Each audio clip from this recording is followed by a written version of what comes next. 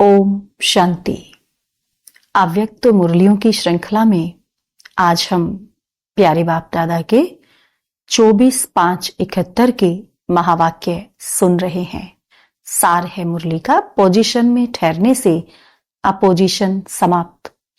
बाबा ने कहा, सर्व आत्माओं के सुख और शांति करता बने हो, क्योंकि दुख हरता सुख करता के सिकी लधे बच्चे हो। तो जो बाप का कर्तव्य वही बच्चों का कर्तव्य। जो विश्व के कल्याण करता व सुख करता है, उनके पास कभी भी दुख की लहर स्वप्न में भी आ नहीं सकती। तो ऐसी स्थिति बना रहे हो व इस स्थिति में स्थित रहते हो। जब से नया जन्म लिया, बाप दादा के सिकीलधे बच्चे बने हो, तो सर्वशक्तिवान की संतान के पास कोई भी प्रकार का संताप आ नहीं सकता। संताप अर्थात दुख की लहर तब तक है जब तक सर्वशक्तिवान बाप की स्मृति नहीं रहती अथवा उनकी संतान प्रैक्टिकल में नहीं बनते हैं। सुख के सागर बाप की संतान तो दुख की लहर क्या वस्तु होती है इससे भी अनजान रहते हैं।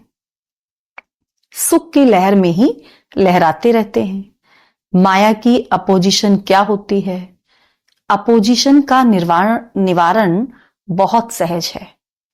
अपोजिशन से सिर्फ ए शब्द निकाल दो। माया की अपोजिशन का निवारण बाबा ने कहा बहुत सहज है। करना क्या है? सिर्फ अपोजिशन से ए शब्द निकाल दो तो क्या हो जाएगा?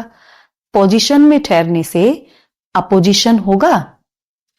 अगर अपने पोजीशन में स्थित हैं तो माया की अपोजिशन नहीं होगी। तो सिर्फ एक शब्द कट कर देना है। अपने पोजीशन में ठहरना, यही याद की यात्रा है। जो हूं, जिसका हूं, उसमें स्थित होना, यही याद की यात्रा है। मुश्किल है क्या? जो जैसा है ऐसा अपने को मानने में मुश्किल होता है क्या? आप लोगों ने असलियत को भुला दिया है। उसमें स्थित कराने की ही शिक्षा मिली है। तो असली रूप में ठहरना मुश्किल होता है व नकली रूप में ठहरना मुश्किल होता है। होली के अथवा दशहरे के दिनों में छोटे बच्चे आर्टिफिशियल नकाब पहनते हैं। उन्हों को कहो कि यह नकली नकाब उतार असली रूप में आ जाओ तो क्या मुश्किल होगा? कितना समय लगेगा? तो आप लोगों ने भी यह खेल किया है ना। क्या क्या नकाब धारण किए, कब बंदर का, कब असुर का, कब रावण का, कितने नकली नकाब धारण किए हैं। अब बाप क्या कहते हैं? वह नकली नकाब उतार दो। इसमें क्या मुश्किल है? तो सदैव यह नशा रखो कि असली स्वरूप, असली धर्म, असली कर्म हमारा कौन सा है। असली नॉलेज के हम मास्टर नॉलेजफुल हैं। यह नशा कम है। यह नशा सदैव रहे तो क्या बन जाएंगे? जो बन जाएंगे उसका यादगार देखा है। दिलवाला मंदिर है तपस्वी कुमार और तपस्वी कुमारियों का यादगार। और सदैव नशे में स्थित रहने का यादगार कौन सा है? अचल घर। सदैव उस नशे में रहने से अचल अडोल बन जाएंगे। फिर माया संकल्प रूप में भी हिला नहीं सकती। ऐसे अचल बन जाएंगे। यादगार है ना कि रावण संप्रदाय ने पांव हिलाने की कोशिश की लेकिन जरा भी हिला नहीं सके। ऐसा नशा रहता है कि यह हमारा यादगार है। या समझते हो कि यह बड़े बड़े महारथियों का यादगार है? यह मेरा यादगार है। ऐसा निश्चय बुद्धि बनने से विजय अवश्य प्राप्त हो जाती है। यह कभी भी नहीं सोचो कि यह कोई और महारथियों का है, हम तो पुरुषार्थी हैं। अगर निश्चय में स्वरूप की स्मृति में ही कमजोरी होगी तो कर्म में भी कमजोरी आ जाएगी।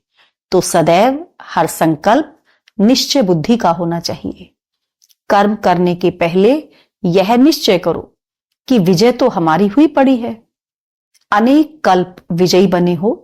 जब अनेक कल्प अनेक बार विजयी बन विजय माला में पिरोने वाले, पूजन होने वाले बने हो, तो अब वह रिपीट नहीं करेंगे। वही बना हुआ कर्म दोबारा रिपीट करना है।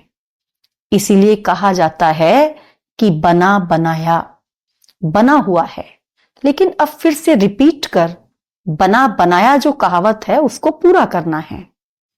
जब निश्चय हो जाता है कि मैं यह हूं व यह मुझे करना ही है, मैं कर सकता हूं, तब वह नशा चढ़ता है। निश्चय नहीं तो नशा भी नहीं चढ़ता, और निश्चय है तो नशे की स्थिति के सागर में लहराते रहेंगे। ऐसी स्थिति का अनुभवी मूर्त बन जाएंगे तो आपकी मूर्त से सिखलाने वाले की सूरत दिखाई देगी। तो ऐसे अनुभवी मूर्त हो जो बाप और शिक्षक की सूरत आपकी मूरत से प्रत्यक्ष हो। ऐसे बने हो व बन रहे हो। सफलता के सितारे हो व उम्मीदवार के सितारे हो। सफलता तो जन्म सिद्ध अधिकार है, क्योंकि जब सर्वशक्तिवान कहते हो तो असफलता का कारण है शक्तिहीनता। शक्ति की कमी के कारण माया से हार खाते हैं। जब सर्वशक्तिवान बाप की स्मृति में रहते हैं तो सर्वशक्तिवान के बच्चे होने के कारण सफलता तो जन्म सिद्ध अधिकार हो गया। हर सेकंड में सफलता समाई हुई होनी चाहिए।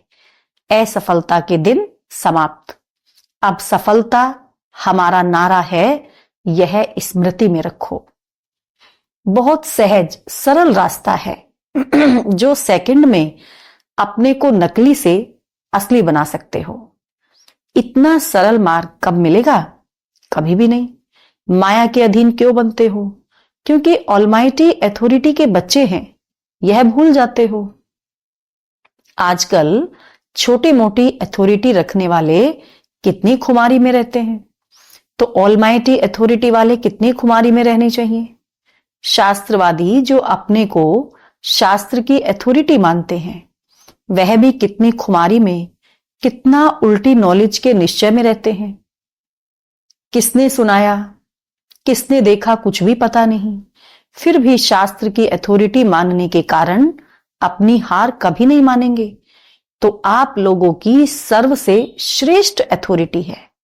ऐसे अथॉरिटी से किसके भी सामने जाओ तो सभी सिर झुकाएंगे। आप लोग नहीं झुक सकते तो अपनी अथॉरिटी को कायम रखो। आप विश्व को झुकाने वाले हो। जो विश्व को झुकाने वाले हैं वह किसके आगे झुक नहीं सकते। उस अथॉरिटी की खुमारी से किसी भी आत्मा का कल्याण कर सकते हो। ऐसी खुमारी को कभी भी भूलना नहीं।